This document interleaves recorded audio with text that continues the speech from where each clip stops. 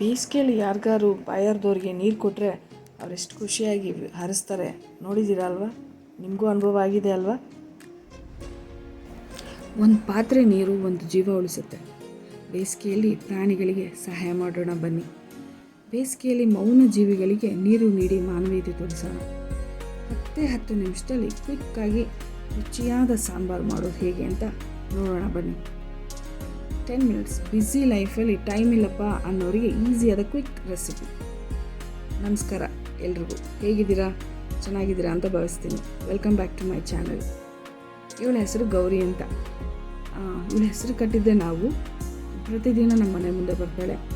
ನಾವು ಏನೇ ಪ್ರೀತಿಯಿಂದ ಕೊಟ್ಟರು ಅದು ತಿಂತಾಳೆ. ಮತ್ತು ಒಂದು ಚೊಂಬು ತುಂಬ, ಒಂದು ದೊಡ್ಡ ಜಗ್ ತುಂಬ ನೀರು ಇಟ್ಬಿಡ್ತೀನಿ. ನೀರನ್ನು ಸಹ ಕುಡಿತಾಳೆ. ಬೇಸಿಗೆ ಏನಕ್ಕೆ ಈ ವಿಡಿಯೋ ಮಾಡಿ ತೋರಿಸ್ತಾ ಇದ್ದೀನಿ, ಏನಕ್ಕೆ ಅಂದರೆ ದಯವಿಟ್ಟು ಬೇಸಿಗೆಯಲ್ಲಿ ಸಾಕು ಮೂಕ ಪ್ರಾಣಿಗಳಿಗೆ, ಮಾತೇ ಬರೆದಿರುವಂಥ ಪ್ರಾಣಿಗಳಿಗೆ ಮನೆ ಮುಂದೆ ಓಡಾಡ್ತಿರ್ತವೆ. ಅವುಗಳನ್ನ ಯಾರೂ ಜವಾಬ್ದಾರಿ ತೊಗೊಂಡು ತೊತ್ತಿಗೂ ನೀರು ಅದಕ್ಕೆ ಊಟ ನೋಡ್ಕೊಳ್ಳೋದು ಯಾರೂ ಮಾಡಲ್ಲ. ಇವಕ್ಕೆ ಯಾರೂ ನೋಡ್ಕೊಳ್ಳೋರು ಇಲ್ಲ, ಜವಾಬ್ದಾರಿ ತೊಗೊಳ್ಳೋರು ಇಲ್ಲ.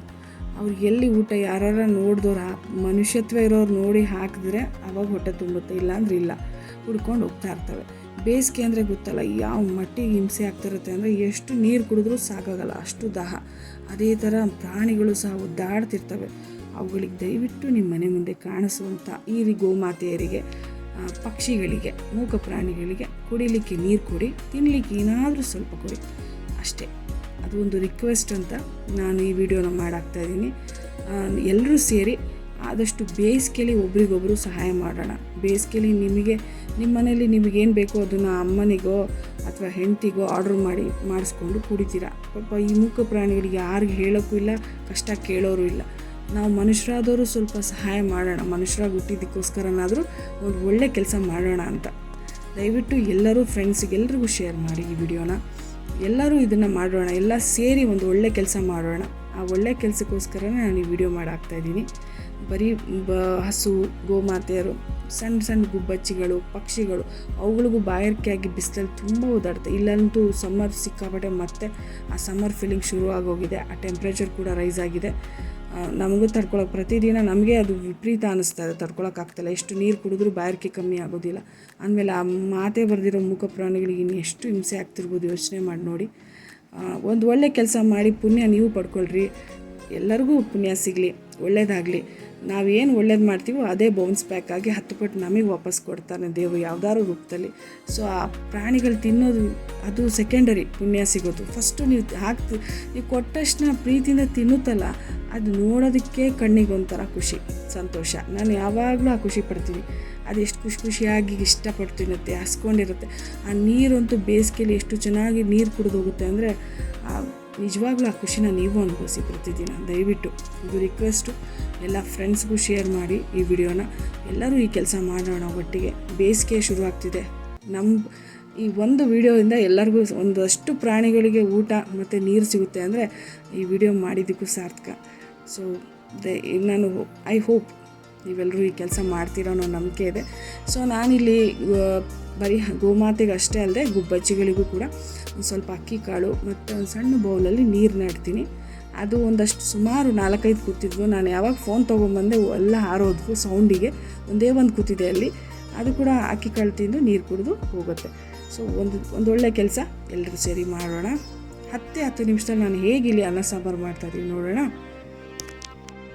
ಏನಿಲ್ಲ, ಫಸ್ಟು ಖಾರಕ್ಕೆ ಎಷ್ಟು ಬೇಕಷ್ಟು ಗುಂಟೂರು ಮತ್ತು ಕಲ್ಲರಿಗೆ ಬ್ಯಾಡಗಿ ಮೆಣಸಿನ್ಕಾಯಿನ ಹುರ್ಕೊಂಡು ಮಿಕ್ಸಿ ಜಾರಿಗೆ ಹಾಕ್ಕೋತಾ ಇದ್ದೀನಿ. ಫಸ್ಟು ನಿಮಗೆ ಎಷ್ಟು ಖಾರಕ್ಕೆ ಅನುಗುಣವಾಗಬೇಕು ಅಷ್ಟನ್ನು ನೀವು ಹುರಿದು ಮಿಕ್ಸಿ ಜಾರಿಗೆ ಹಾಕ್ಕೊಳ್ಳಿ. ಚೆನ್ನಾಗಿ ಪೇಸ್ಟ್ ಆಗಬೇಕು. ನಂತರ ನಾನಿಲ್ಲಿ ಜೀರಿಗೆ ಏನು ಹುರಿತಾ ಇಲ್ಲ, ಡೈರೆಕ್ಟಾಗಿ ಜೀರಿಗೆನ ಹಾಗೆ ಸೇರಿಸ್ಕೊತಾ ಇದ್ದೀನಿ.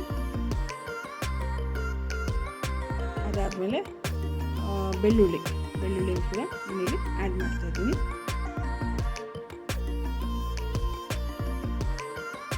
ನೀವು ಬೇಕಾದರೆ ಕೊತ್ತಂಬರಿ ಸೊಪ್ಪು ಕೂಡ ಹಾಕ್ಬೋದು, ಆದರೆ ನಾನಿಲ್ಲಿ ಕೊತ್ತಂಬರಿ ಸೊಪ್ಪು ಹಾಕಿಲ್ಲ.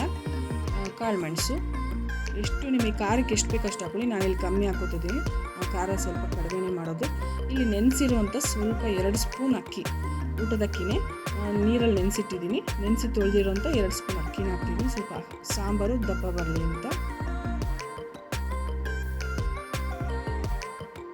ಇಲ್ಲಿ ನೀವು ಬೇಕಾದರೆ ಒಂದು ಸ್ವಲ್ಪ 2 ಪೀಸ್ ಕಾಯಿ ಚೂರು ಕೂಡ ಆ್ಯಡ್ ಮಾಡ್ಕೋಬೋದು. ನಾನಿಲ್ಲಿ ಕಾಯಿನ ಯೂಸ್ ಮಾಡ್ತಾಯಿಲ್ಲ, ಸ್ವಲ್ಪ ಕಡಲೆ ಹಾಕ್ತಾಯಿದ್ದೀನಿ. ಇದಿನ್ನೂ ಚೆನ್ನಾಗಿ ನುಣ್ಣಗೆ ರುಬ್ಬಿಟ್ಕೊಳ್ಳೋಣ. ಆನಂತರ ಇಲ್ಲಿ ಒಗ್ಗರಣೆಗೆ ಸ್ವಲ್ಪ ಎಣ್ಣೆ ಹಾಕ್ತಿದ್ದೀನಿ. ಜಾಸ್ತಿ ಎಣ್ಣೆ ಹಾಕೋ ಅವಶ್ಯಕತೆ ಇಲ್ಲ, ಸ್ವಲ್ಪ ಹಾಕ್ಕೊಳ್ಳಿ. ಎಣ್ಣೆ ಚೆನ್ನಾಗಿ ಕಾದ ನಂತರ ಅದಕ್ಕೆ ಒಗ್ಗರಣೆಗೆ ಸಾಸಿವೆ ಚಟಪಟ ಅಂದ ತಕ್ಷಣ ಸ್ವಲ್ಪ ಕರಿಬೇವು ಸೊಪ್ಪನ್ನು ಹಾಕಿ, ಇನ್ನು ಯಾರ್ಯಾರು ಈ ಚಾನಲ್ನ ನೋಡ್ತಾ ಇದ್ದೀರಾ, ಸಬ್ಸ್ಕ್ರೈಬ್ ಆಗದೆ ಸುಮ್ಮನೆ ನೋಡ್ತಾ ಇದ್ದೀರಾ, ಅವರೆಲ್ಲರಿಗೂ ದಯಮಾಡಿ ಸಬ್ಸ್ಕ್ರೈಬ್ ಆಗಿ ಅಂತ ಕೇಳ್ಕೊತಾ ಇದ್ದೀನಿ. ನಿಮ್ಮ ಫ್ರೆಂಡ್ಸು ಫ್ಯಾಮಿಲಿಗೂ ದಯವಿಟ್ಟು ಈ ವಿಡಿಯೋನ ಶೇರ್ ಮಾಡಿ, ಸಪೋರ್ಟ್ ಮಾಡಿ, ಲೈಕ್ ಕೊಡಿ, ಕಮೆಂಟ್ ಮಾಡಿ ಹೇಗೆ ಅನ್ನಿಸ್ತು ಅಂತ, ಹಾಗೂ ಶೇರ್ ಮಾಡಿ. ನೋಡಿ, ನಾನು ಇದನ್ನು ಚೆನ್ನಾಗಿ ರುಬ್ಬಿ ಇಟ್ಕೊಂಡಿರೋವಂಥ ಪೇಸ್ಟ್ ಇದು, ನಾನು ಆವಾಗಲೇ ತೋರಿಸಿದ್ನಲ್ಲ, ಅದನ್ನು ಇದು ಒಗ್ಗರಣೆಗೆ ಮಿಕ್ಸ್ ಮಾಡ್ಕೊತಾ ಇದ್ದೀನಿ. ಇದನ್ನು ಎಣ್ಣೆಯಲ್ಲಿ ಸ್ವಲ್ಪ ಚೆನ್ನಾಗಿ ಹುರ್ಕೋಬೇಕು.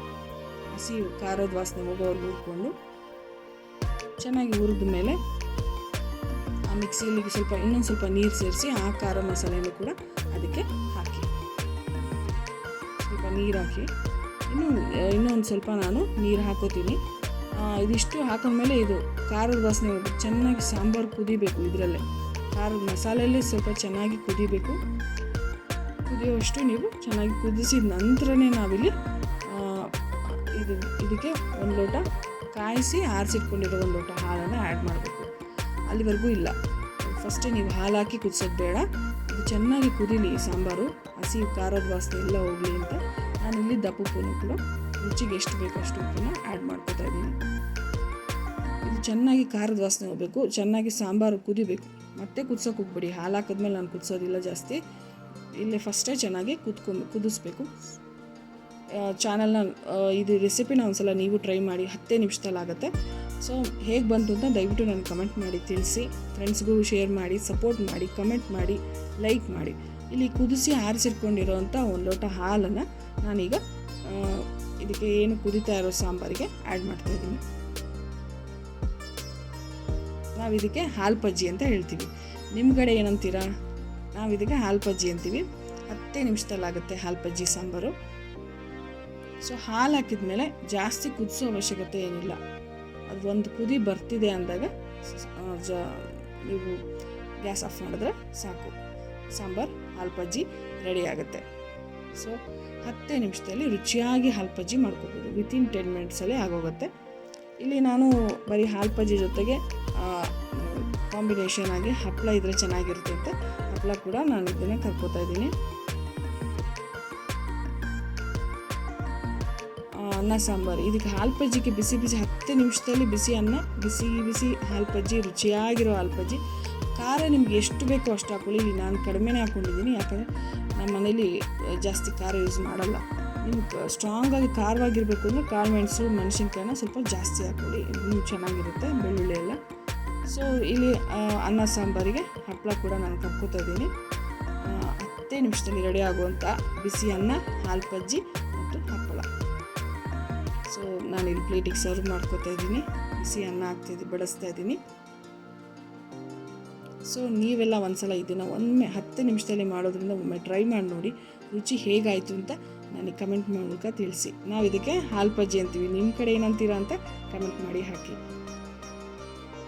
ಒಮ್ಮೆ ಟ್ರೈ ಮಾಡಿ ನೋಡಿ. ಇನ್ನು ಯಾರ್ಯಾರು ನನ್ನ ಚಾನಲ್ನ ಸಬ್ಸ್ಕ್ರೈಬ್ ಆಗಿಲ್ಲ ದಯವಿಟ್ಟು ಸಬ್ಸ್ಕ್ರೈಬ್ ಆಗಿ. ಥ್ಯಾಂಕ್ ಯು ಸೋ ಮಚ್, ಧನ್ಯವಾದ.